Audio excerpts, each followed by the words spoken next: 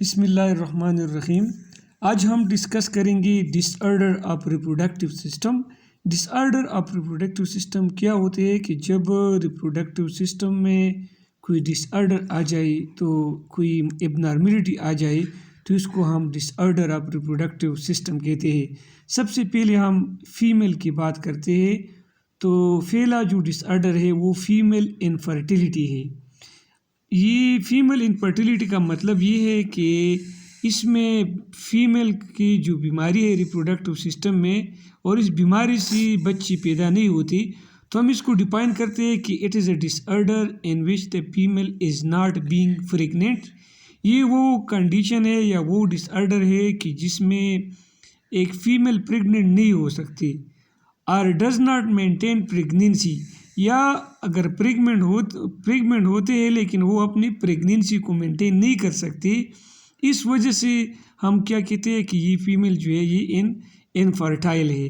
तो इनफर्टिलिटी का मतलब ये है कि फीमेल इनफर्टिलिटी का मतलब ये है कि इसमें तो एक ये हो सकता है कि फीमेल प्रेग्नेंट होती नहीं है, और जब वो प्रेग्नेंट होती है तो वो अपनी प्रेगनेंसी को मेंटेन नहीं कर सकती। इस कंडीशन को फीमेल इनफर्टिलिटी कहते हैं। नॉर्मली क्या होता है कि नॉर्मली ओवरी में क्या प्रोड्यूस होता है, ओवरी में नॉर्मली एग प्रोड्यूस होता है, और फिर इस एग का ओवुलेशन होता है, फैलोपियन ट्यूब में आ जाते हैं, फिर यहाँ पर यूटेरस में आ जाते हैं, और यूटेरस में फिर क्या होता है कि यहाँ पे जो है स्पर्म इसके साथ मिलता है, और स्पर्म जब मिलता है तो फर्टिलाइजेशन होता है। अभी इनफर्टिलिटी जो है ये अराइज होता है अगर इन स्टेप में से कोई भी स्टेप मतलब या ओवुलेशन नहीं होता, या फैलोपियन ट्यूब में कोई मसला आ जाता है, या स्पर्म एक के साथ जॉइन नहीं होता है, मतलब फिर इसके बाद जो है यूटेरस में इम्प्लांटेशन नहीं होता। इन स्टेप में से कोई भी स्टेप मिसिंग होता है तो इसको हम फीमेल इनफर्टिलिटी कहते हैं। फीमेल इनफर्टिलिटी की बहुत ज़्यादा प्रॉब्लम है। एक प्रॉब्लम है ओवुलेशन, मतलब कुछ इस तरह की फीमेल होते हैं कि इसमें क्या होते हैं, ओवुलेशन नहीं होता। ओवुलेशन क्या होते हैं कि रिलीज ऑफ सेकेंडरी ओसाइट्स। तो ओवुलेशन नहीं होता है तो देयर आर नो एग, तो एग नहीं बनेगा, तो there will be no fertilisation, तो फर्टिलाइजेशन नहीं होगा। सिम्टम क्या है कि जब ओवुलेशन नहीं होगा तो सिम्टम इसमें क्या होता है कि इर्रेगुलर और एब्सेंट मेंस्ट्रुअल पीरियड, इसमें मेंस्ट्रुअल पीरियड या मिसिंग होते हैं या इर्रेगुलर होते हैं। दूसरा क्या है कि ब्लॉक्ड फैलोपियन ट्यूब। बाज़ औक़ात क्या होता है कि ये फैलोपियन ट्यूब ब्लॉक होते हैं मुख्तलिफ इन्फ्लेमेटरी डिजीज़ की वजह से, या एंडोमेट्रियोसिस से, या कोई और फिज़िकल प्रॉब्लम की वजह से वो वगैरह से ये क्या होता है ब्लॉक होता है।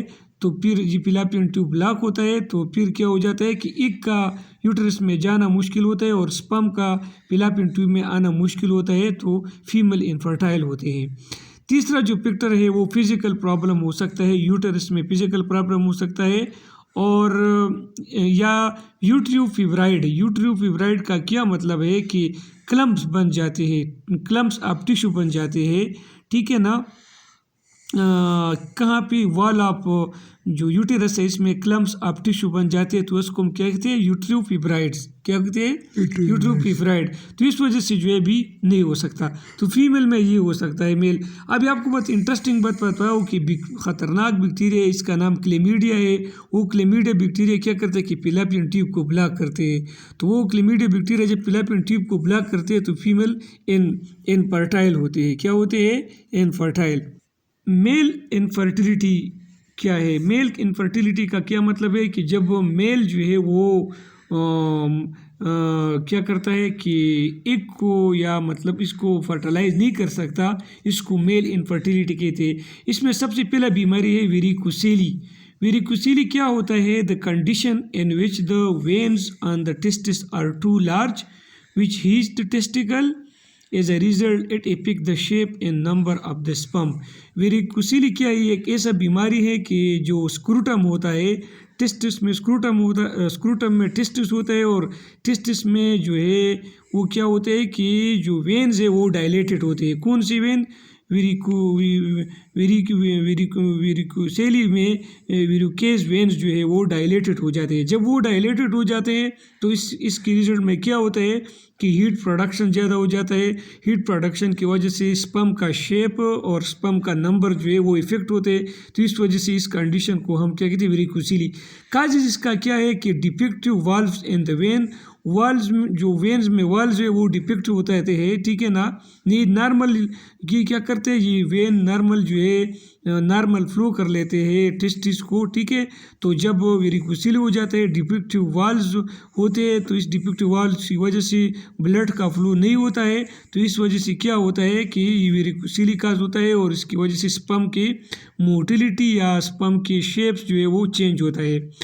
एक और कंडीशन है जिसको हम क्रिप्टो ऑर्किडिज्म कहते हैं। क्रिप्टो ऑर्किडिज्म क्या होता है, testis remain in the abdomen, testis abdomen में बनते हैं और फिर ये नीचे आ जाते हैं। लेकिन कुछ पेशेंट में क्या होता है कि टेस्टिस ऊपर रह जाते हैं। इसको हम क्या कहते हैं, क्रिप्टो ऑर्किडिज्म कहते हैं और ये भी मेल इनफर्टिलिटी में अहम का रोल अदा करते हैं। अभी सिस्टिक फाइब्रोसिस ये भी एक हेरिडिटी डिजीज़ होता है। इसमें बॉडी थिक और स्टिकी म्यूकस प्रोड्यूस करता है।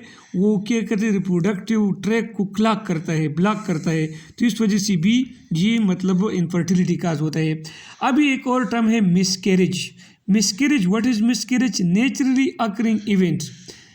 ये क्या है कि ये नेचुरली अकरिंग इवेंट होता है। It is also called spontaneous abortion. इसको स्पॉन्टेनियस एबॉर्शन होते हैं। इस मिसकैरेज जो है असल में इसमें क्या होता है कि it is the spontaneous loss of foetus before the 20th week of the pregnancy. Pregnancy की तक 20वीं वीक में से पहले जब बच्चा पैदा होता है, फिटस पैदा होता है, इसको हम मिसकैरेज कहते हैं। कौन सा ये एज आपने याद रखना है, कौन से एज से पहले? 20 वीक से पहले जब बच्चा पैदा होता है स्पॉन्टेनियसली, ठीक है ना, नेचुरली, तो उसको हम मिसकैरेज कहते हैं। क्या कहते हैं? मिसकैरेज। इसके काजेज, मिसकैरेज के काजेज एक क्रोमोसोमल प्रॉब्लम होता है, ठीक है ना, जो बेबी के डेवलपमेंट को इम्पॉसिबल करते हैं। ड्रग हो सकते हैं, अल्कोहल हो सकते हैं, एनवायरमेंटल टॉक्सिन हो सकते हैं, हार्मोन प्रॉब्लम हो सकते हैं। इसकी वजह से इन्फेक्शन हो सकते हैं और फीमेल की ओवरवेट हो सकते हैं। साथ साथ में फीमेल की रिप्रोडक्टिव ऑर्गन है, इसमें मसला आ सकता है। और अनकंट्रोल्ड डायबिटीज़ जो है ये भी ये रिस्क फैक्टर जो है ये क्या है, इसमें ओल्ड एज है कि जब एज 30 से 35 से ऊपर हो जाता है तो फिर इसमें ये होता है। दूसरा टर्मिनोलॉजी एबॉर्शन। एबॉर्शन क्या है? It is a procedure to end a pregnancy. वो प्रोसीजर जिसमें हम प्रेगनेंसी को ख़त्म कर लेते हैं। समझ आ रही है? अभी क्वेश्चन राइज होता है कि किस तरह ख़त्म करते हैं, बाय यूजिंग मेडिसिन के ज़रिए ख़त्म करते हैं, और सर्जरी, या हम सर्जरी कर लेते हैं। तो इसमें हम क्या करते हैं, टू रिमूव द एम्ब्रियो, या हम एम्ब्रियो रिमूव करते हैं, या फिटस रिमूव करते हैं, और या प्लेसेंटा जो है यूटेरस से रिमूव करता है, तो इसको एबॉर्शन करते हैं। तो मेन डिफरेंस क्या है मिसकैरेज और एबॉर्शन में? मिसकैरेज जो है मिसकैरेज नेचुरली हो सकता है, और एबॉर्शन हम क्या करते हैं, प्रोसीजर से हम मतलब ये करते हैं। और ये क्या होता है कि दूसरा डिफरेंस ये है कि वो मिसकैरेज जो है ज़्यादातर वो 20वां वीक जो होता है इससे बिफोर होता है। और एबॉर्शन में हम क्या करते हैं कि एबॉर्शन में हम एम्ब्रियो भी रिमूव कर सकते हैं। क्या रिमूव कर सकते हैं?